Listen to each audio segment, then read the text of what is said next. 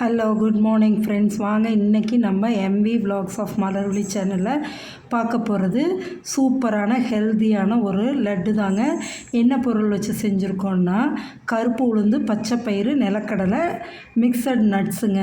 எல்லா நட்ஸ் போட்டு சூப்பராக செஞ்சுருக்கேங்க. இதை எப்படி நம்ம செய்கிறோம், எந்த அளவில் போட்டு செய்கிறோங்கிறது நம்ம வீடியோக்குள்ளே போய் பார்க்கலாங்களா?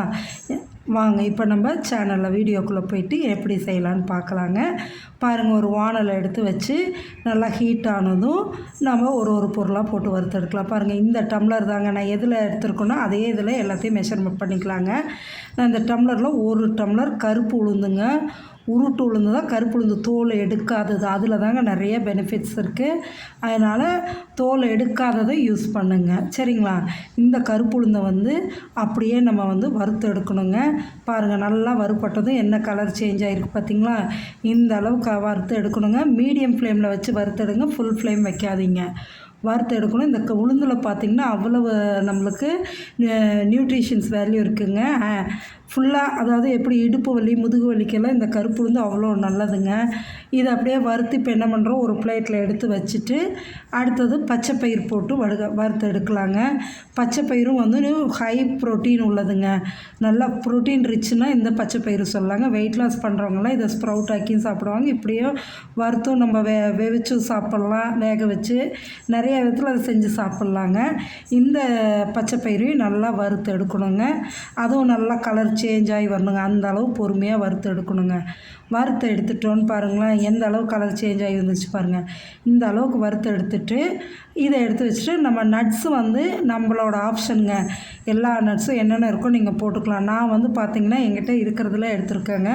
முந்திரி பருப்பு, பூசணி விதை, இந்த தர்பூசணி விதை, சூரியகாந்தி விதை, வெள்ளரி விதை, இதெல்லாம் நான் போட்டிருக்கேன் எங்கிட்ட இருந்த நட்ஸு. இது போக நீங்கள் பாதாம், பிஸ்தா, வால்நட்டு எல்லாமே போட்டுக்கலாங்க. நம்மளோட ஆப்ஷன் தான்.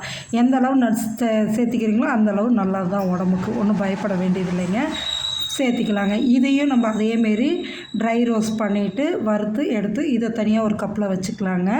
அந்த பச்சை பயிர் உளுந்து வறுத்ததோடு போடக்கூடாது. இதை நம்ம உருண்டை பிடிக்கும்போது தான் இந்த நட்ஸை போட்டு பிடிக்க போகிறோம். அதனால் தனியாக ஒரு கப்பில் எடுத்து வச்சிடலாங்க.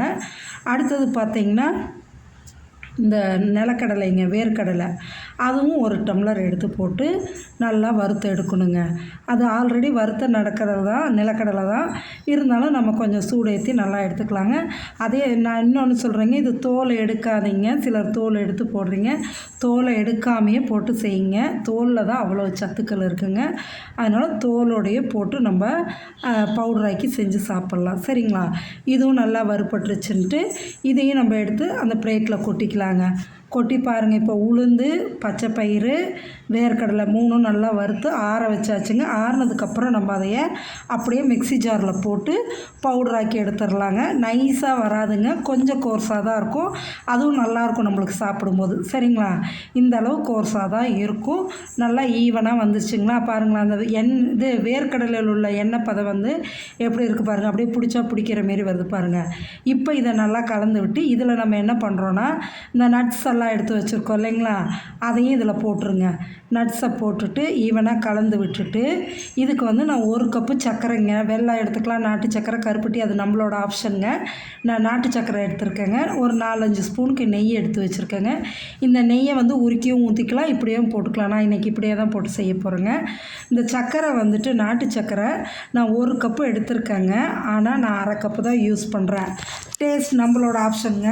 நிறையா இனிப்பாக, நல்லா இனிப்பாக வேணும்னா 1 கப்பு போட்டுக்கலாம். எனக்கு மாடரேட்டாக இருந்தால் போதும்.